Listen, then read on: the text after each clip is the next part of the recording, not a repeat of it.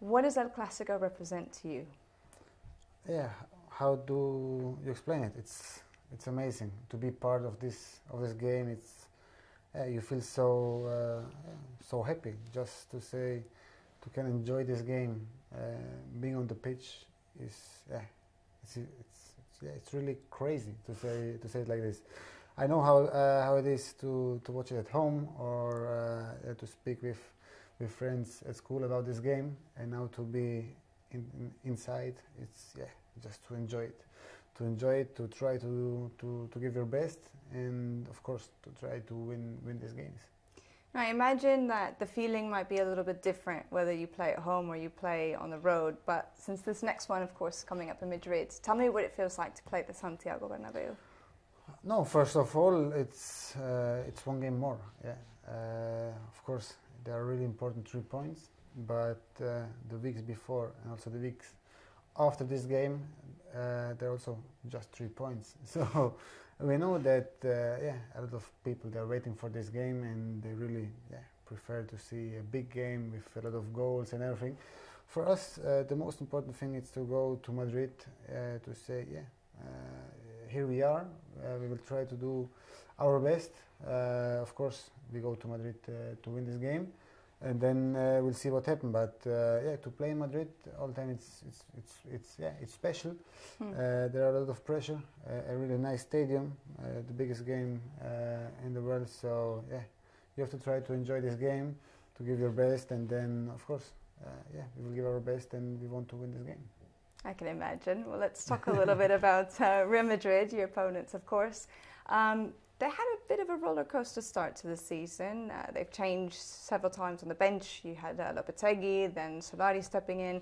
At one point, they were 9th on the table. Now they've worked their way back up into 2nd, at least for now. Of course, a couple of things could change over the next few weeks. But do you think we've finally seen the best version of this Real Madrid this campaign? First of all, I have a lot of respect to Real Madrid, like also to all other teams. I think this is LaLiga. There are a lot of games. So in maybe 2 or 3 weeks, if you're not at 100%, and if you maybe lose some games, you will pass some hard days. And then sometimes there are small details. If you can get it on your side, you start to win. So football, sometimes it's not so easy to explain it, no. But now I think Real Madrid, they are really strong, of course, like every year. And when you have this good mood and you feel really good on the pitch, so all these small details sometimes are on your side. So first of all, I'm happy for Luka. That I think we can see that he's enjoying a lot. Then I'm not so happy for Madrid, but this is football. There are a lot of games. This is also really good for us. That every 3 or 4 days you have a new opportunity to do the best things on the pitch, and it will be really hard to play against them. Now, you mentioned Luka. We all know that you guys are very, very good friends, quite close. We often see you in the tunnel before the games, hugging, talking.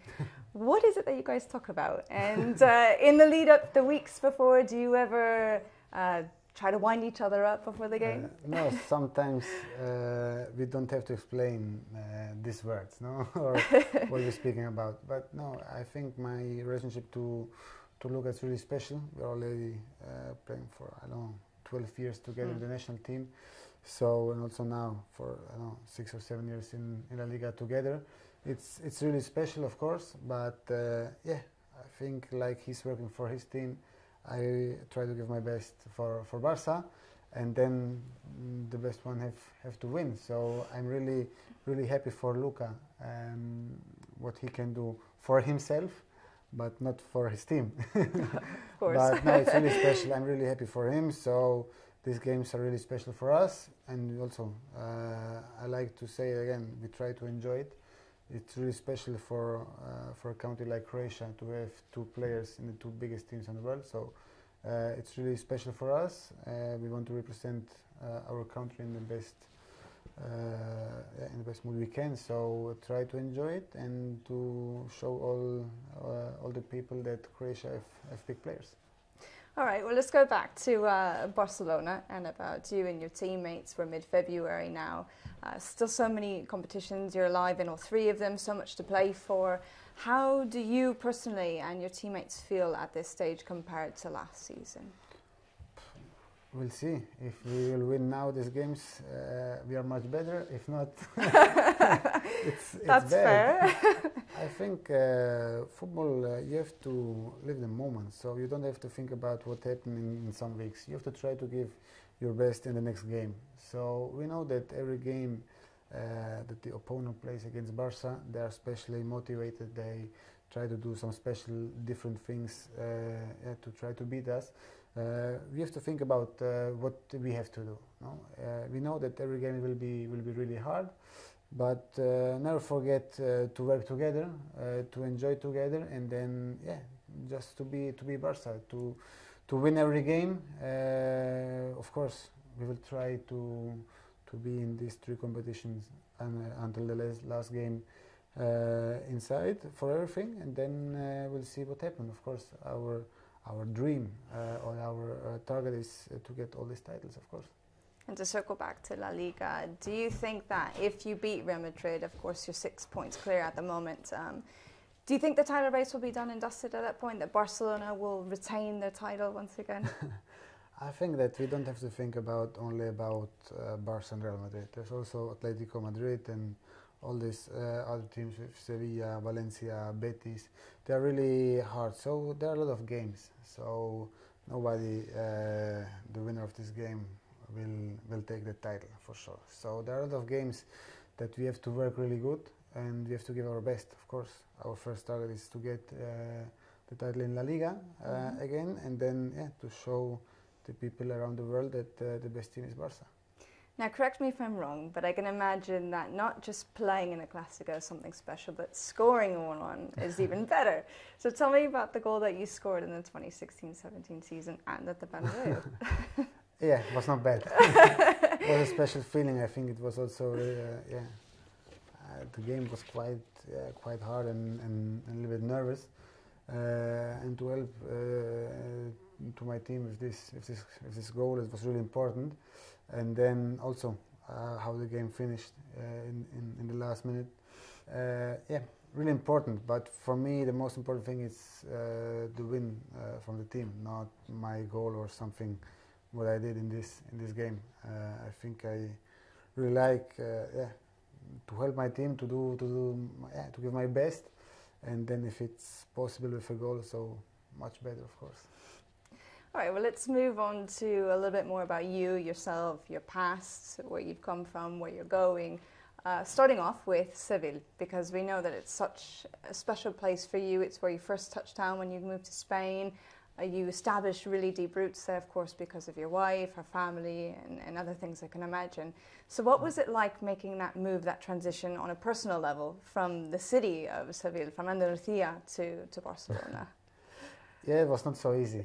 It was not so easy. I think the people, I knew once in Seville, not only in the club.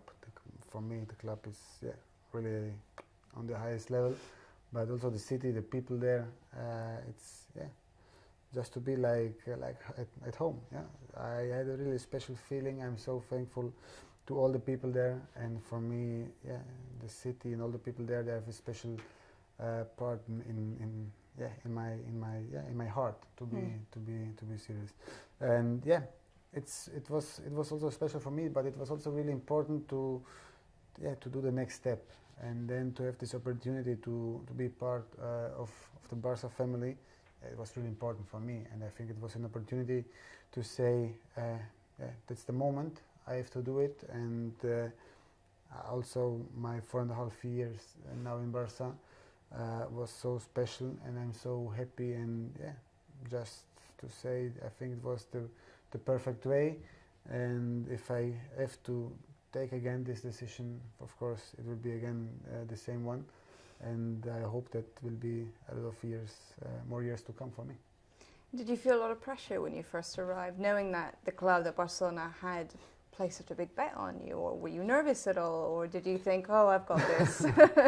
Not nervous. I try to get in the dressing room to know all these players yeah to be part of the dressing room and also to show them who I am and what I can give to the team, and then to step by step to win their confidence, and then to starting enjoying together on the pitch. I think first of all it was really important that the dressing room was so open, and it was really easy for me to get in the dressing room. So they do it so easy, and I'm really thankful for this, because it's not easy, because to be part of the biggest team with the biggest players, sometimes you don't know what you can expect. So, but it was really good, really easy, and it's a big family. We can see it also now in day by day. It's really special to be here, and I think that also every year when the new players arrived, I think they can feel that it's a big dressing room.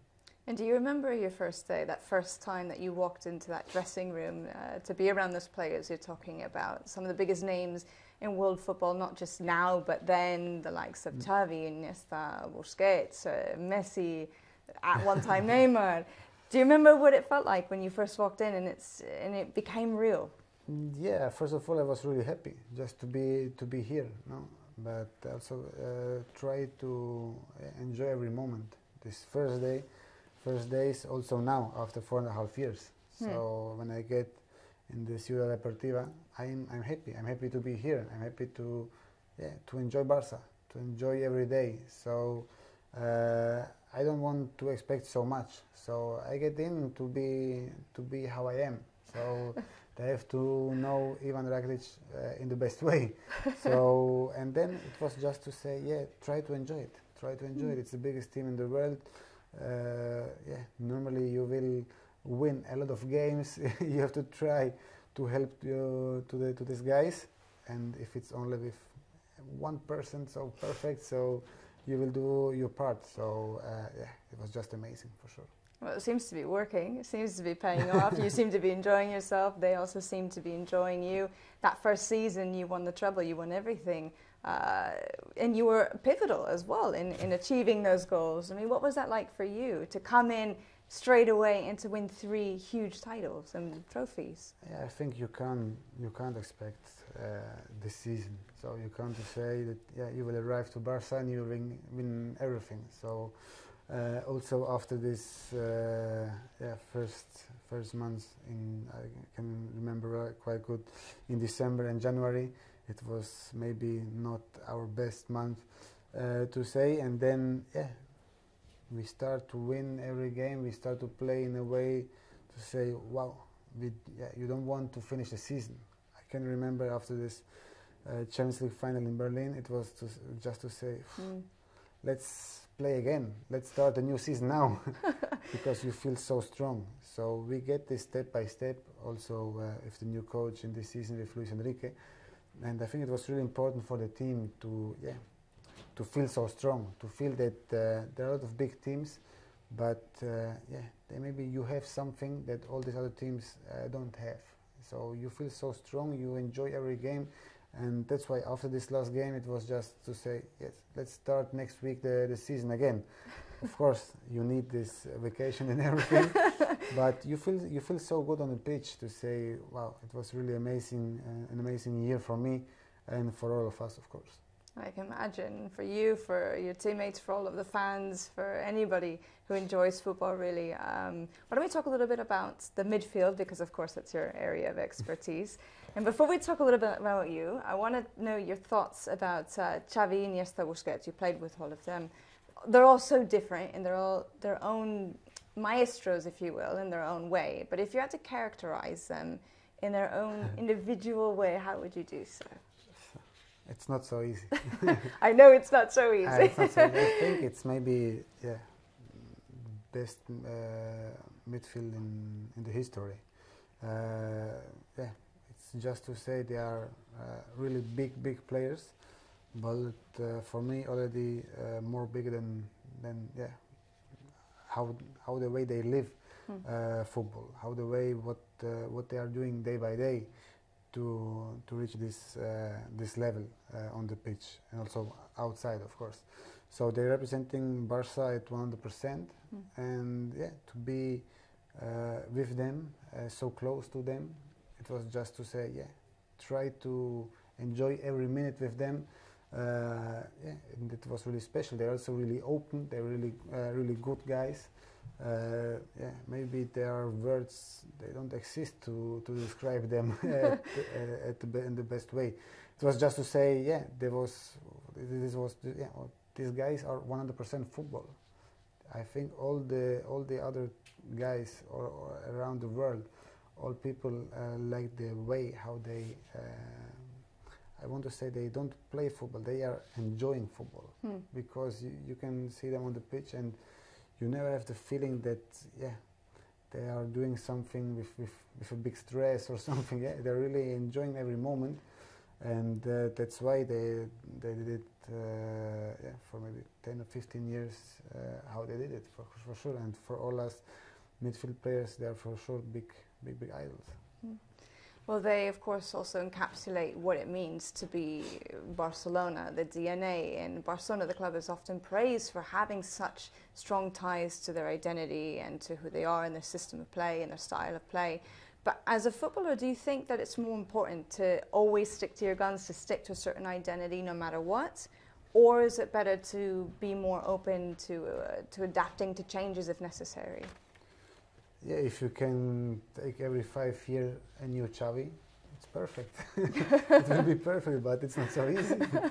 I think that players like Xavi, Iniesta, Busi, Leo, all these guys coming from La Masia, it's not so easy. It's not normal to have so much players in maybe 5 or 6 years. With this special DNA. So of course it will be really, I think really cool for all culés to say, yeah, next year we have a new Leo.